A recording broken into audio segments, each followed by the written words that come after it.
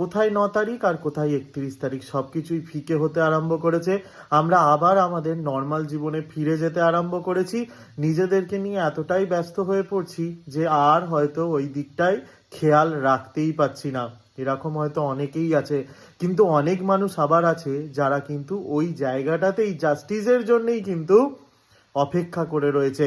যত দিন চলে যাচ্ছে ততই কিন্তু তাদের ক্ষমতা আরও বাড়ছে। আমি সেই সব মানুষদের কথা বলছি না যারা নিজেদেরকে ছাড়া আর কাউকে নিয়ে ভাবে না, যারা ভাবে না একবারও যে যে মেয়েটার সাথে এই ঘটনাটা ঘটেছে সেটা আমাদের সাথেও ঘটতে পারে। তারা ভাবছে যার বাড়িতে ঘটেছে তার বাড়িতে ঘটেছে, আমরা তো ভালোই আছি। এইরাম করে কচ্ছপের মতন মুখ লুকিয়ে আর কতদিন চলবে? এইভাবে কি কচ্ছপের মতন জীবন কাটানো যায়? মাথাটা ঢুকিয়ে নিচ্ছি বলেই যে আমাকে কেউ দেখতে পাচ্ছে না বা আমাদের কেউ খারাপ করবে না, সেটা তো হতে পারে না।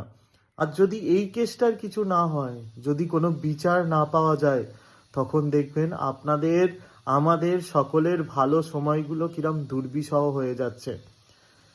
বিচার চাইলেই হয়তো বাম কিংবা রাম এরকম তকমা লাগিয়ে দেওয়া হচ্ছে, কিন্তু সিরিয়াসলি বিশ্বাস করুন, বাম রামে বিশ্বাসী হয়তো অনেক মানুষই নেই। আমার মতন যারা সাধারণ মানুষ, যারা শুধুমাত্র বিচার চাইছে যে এই নির্মমভাবে মারার কি এমন কারণ ছিল যে এইভাবে হত্যা করতে হবে একজন জুনিয়র ডাক্তারকে। সে নর্মাল মানুষদের মতো নয়, সে আপনার আমার মতো নর্মাল মানুষ কিন্তু নয়, সে ডাক্তার।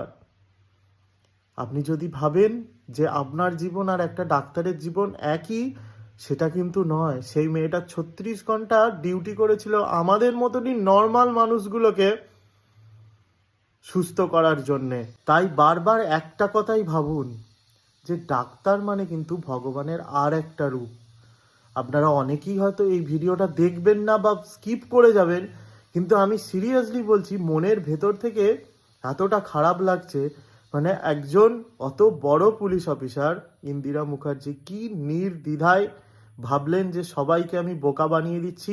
ফটোতে এখানে এ আছে, ওখানে ও আছে, এ আমাদের পুলিশ কমিশনার, এ টালা থানার এই ওই হেনা তেনা ভাবিয়ে সুন্দরভাবে বুঝিয়ে দিয়ে হাসতে হাসতে বেরিয়ে গেলেন। তিনি ভাবলেন যে এইভাবেই যেমন বোকা বানাচ্ছি জনসাধারণকে, এইভাবেই বোকা বানাতে পারবো। কিন্তু তাহলে এই অভিজ্ঞতা কোথার থেকে এলো? কোথার থেকে এলো এই অভিজ্ঞতা? একজন সার্জেন্ট কি করে হয়ে যায় ফিঙ্গারপ্রিন্টের এক্সপার্ট? মানে বুঝতেই পারি না, মানে কতটা নোংরামি চলছে। আজকে সন্দীপ ঘোষের কথা ভাবুন, যাকে হয়তো এখন আপামর ভারতবাসী ছেড়ে মানে বলতে গেলে বাইরের লোকেরাও জানে ওনার কথা, ওনাকে চিনে গেছে হয়তো। সেই মানুষটা সিজিও কমপ্লেক্সে চাকরি পাওয়ার মতন প্রত্যেক দিন সকালে যাচ্ছে রাতে ফিরছে, সকালে যাচ্ছে রাতে ফিরছে, তাতেও কিন্তু কোনো ক্লু নেই। জনসাধারণ কি চিরকাল এইরকম বোকা বেনেই থেকে যাবে? কোনোদিনও আওয়াজ তুলবে না? কোনোদিন জনসাধারণ কি নিজেরটা বুঝতে শিখবে না? শুধুমাত্র ভোট দেয়া আর ট্যাক্স দেয়া, এইটাই শুধু জনসাধারণের কাজ? ওর থেকে চারিদিকে নানান ধরনের ভান্ডার বলুন, নানান ধরনের শ্রী বলুন, সব কিছু চলছে এই রাজ্যে, কিন্তু জনসাধারণের সেফটি সিকিউরিটি কোথায়? অনেকেই বলবেন যে আমি হয়তো তৃণমূল বিরোধী। আমি তৃণমূল বিরোধী নয়, আমার বাড়ির অনেকেই আছে যারা তৃণমূলকে ভোট দেয়। ইভেন আমিও একটা সময় তৃণমূলকে ভোট দিয়ে সেই সময়ই বদলা নয় বদল চাই, সেই জামানাতে আমিও কিন্তু তৃণমূলকে ভোট দিয়েছি। একবারও বলছি না যে আমি মুখ্যমন্ত্রীর পদত্যাগ চাই। আমি সেই সব মানুষদের মতন বলতেও চাই না যে উনি পদত্যাগ করুন, কিন্তু একটা কথা তো মানতে হবে যে উনি সমস্ত ব্যাপারটাকে ঘেঁটে ফেলছেন। এমন কিছু লোককে বাঁচাতে গিয়ে এমন কিছু ঘটনা তিনি ঘটাচ্ছেন যেগুলো সিরিয়াসলি উচিত নয়। এই যে হুমকি, জুনিয়র ডাক্তারদেরকে হুমকিটা দেয়া হলো, তারাও ঘুরিয়ে গণ ইস্তফা দেওয়ার সিদ্ধান্ত নিল, এটাতে ডাক্তারদের দোষ নয়, এটা একজন মুখ্যমন্ত্রীর দোষ। আসামে আগুন জ্বালিয়ে দেবো, বিহারে জ্বালিয়ে দেবো, উড়িষ্যায় জ্বালিয়ে দেবো, সব জায়গায় আগুন জ্বালিয়ে দেবো, আগুন লেগে যাবে, এই যে ভাষণগুলো, এগুলো তো উচিত নয়। বদলা না নিলেও ফস করতে হবে, মানে এই ফসের জ্বালাতেই তো আজকে সিভিক ভলেন্টিয়াররা এইরকম জায়গায় গিয়ে পৌঁছেছে। আজকে ভাবুন স্মৃতির মোড়ের ঘটনাটা কি হয়েছে। আজকে সিভিক ভলেন্টিয়ার মদ্যপ অবস্থায় বাইক নিয়ে ঢুকে পড়লো আন্দোলনকারীদের মধ্যে। মানে আজকে সিভিক ভলেন্টিয়ারদের এতটা পাওয়ার আসে কোত্থেকে? আপনি ব্যাংকে যাবেন, আপনি কোথাও যাবেন, গিয়ে দেখবেন, হ্যাঁ সবাই নয়, কিন্তু সিভিক ভলেন্টিয়ারদের মধ্যে 90% বাজে, 10% ভালো, অবশ্যই ভালো, কিন্তু ওদের বেশিরভাগ পোর্শনটাই হচ্ছে বাজে, বাজেভাবে মানুষের সাথে ব্যবহার করে, বাজেভাবে সমস্ত কিছু আচরণ তাদের। কিসের জন্য এত পাওয়ার? মাঝে মধ্যে মনে হয় যে এরা তো পুলিশের একদম পুরো বড় একটা পজিশনে বসে রয়েছে, সাধারণ মানুষদের সাথে এমন একটা মানে একটা 1-2 মাসের ট্রেনিং নিয়ে পুলিশ অফিসারের এতটা বাড়বাড়ন্ত হয় কি করে আমি এখনো পর্যন্ত বুঝে উঠতে পারলাম না। একটাই কথা সকলকে বলবো যে আর ঘুমিয়ে থাকবেন না। সামনে সব থেকে একটা বড় দিন আসছে, 5 সেপ্টেম্বর শিক্ষক দিবস। আমার তো মনে হয় আমার হাতে পাওয়ার থাকলে, আমার হাতে কোনো পাওয়ার থাকতো এই স্কুলগুলোকে নিয়ে বেরোনোর, শিক্ষকদের আর ঘুমিয়ে থাকার সময় নেই। এবার সিরিয়াসলি শিক্ষার্থীদের শিক্ষা দেওয়া দরকার, কারণ তারাই এই সমাজটাকে গড়ে। সেই জন্য প্রথম থেকেই যদি সমাজটাকে ঠিকঠাকভাবে তারা গড়তে পারেন, তাহলে কিন্তু এই দিনটা আর দেখতে হবে না। আমার মনে হয় 5 সেপ্টেম্বর বিকেল 4টের পর সমস্ত স্কুলের শিক্ষকদের তাদের ছাত্রছাত্রীদেরকে নিয়ে রাস্তায় বেরোনো উচিত।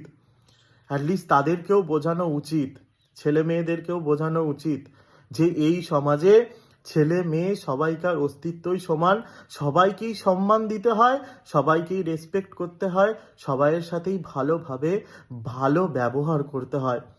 আজকে এটা যদি 5 সেপ্টেম্বর প্রত্যেকটা স্কুলের শিক্ষকরা করতে পারে, আমার মনে হয় শিক্ষক দিবসে বাংলাতে এর থেকে বড় অনুষ্ঠান আর কিছু হবে না। আর আমি তো বারবার বলছি একটাই কথা আপনাদেরকে, এই ভিডিওটা বানানোর একটাই উদ্দেশ্য, যে আমরা যদি ভাবি একটা রাত আমরা দখল করে এই বিচার পেয়ে যাব, এই বিচার কিন্তু পাবো না।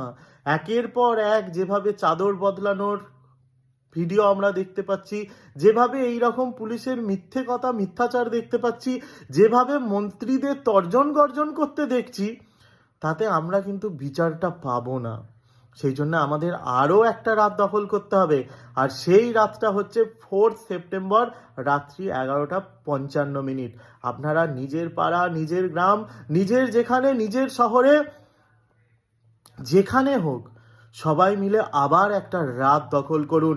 কারণ শিক্ষক দিবসে এই সব অমানুষ, পাশবিক, অসুরের ন্যায় চিন্তাধারার যে মানুষগুলো রয়েছে তাদেরকে কিন্তু শিক্ষা দেওয়ার একটা দরকার। সবাইকার মনে রাখার দরকার যে এই রকম ভাবে মেয়েদের উপর অত্যাচার করা যাবে না। শুধু মেয়ে কেন, আজকে কোনো ছেলের উপরেও হতে পারে।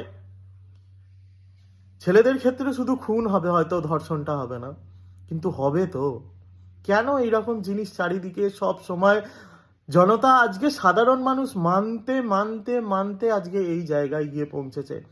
এখন আমরা খুব ইজি একটা স্মুথ জীবন যাপন করতে চাই, মানে একদম স্মুথলি জীবন যাপন হবে, কোনো ঝুট ঝামেলা থাকবে না।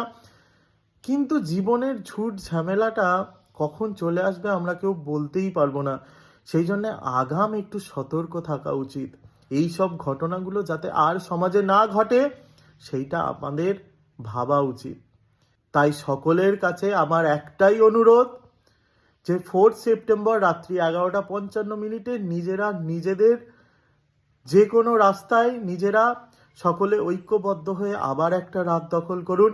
আর 5 সেপ্টেম্বর প্রত্যেকটা স্কুলের প্রতি আমার অনুরোধ, যে আপনারা দয়া করে বিকেল 4টের পরে, মানে স্কুল ছুটির পরে, সমস্ত ছাত্রছাত্রীকে নিয়ে রাস্তায় নামুন। হয়তো এরপরে আমার কাছেও আমি উস্কানি দিচ্ছি এই রকম কোনো কিছু ভেবে, হয়তো আমার কাছেও কেউ আসতে পারে, কিন্তু এটা কি উস্কানি? একবার আপনারা ভেবে বলুন তো, এটা কি সত্যিই উস্কানি? আমি সেই সব মানুষদের কথা বলছি না যারা রাজনীতির অন্ধভক্ত। আজ ধৃতরাষ্ট্র এতটাই অন্ধ ছিল পুত্র স্নেহে যে পুরো কুলটাই ধ্বংস হয়ে গেছে। তাই রাজনীতিবিদদের কাছেও একটা অনুরোধ, যে অন্ধ হয়ে যাবেন না। আপনারা অন্ধ হয়ে গেলে এই সমাজটা কিন্তু নষ্ট হয়ে যাবে। সেই জন্য সকলের কাছে অনুরোধ, যে সকলে মিলে রাস্তায় নামুন, সকলে মিলে এই অন্যায়টার বিরুদ্ধে প্রোটেস্ট করুন।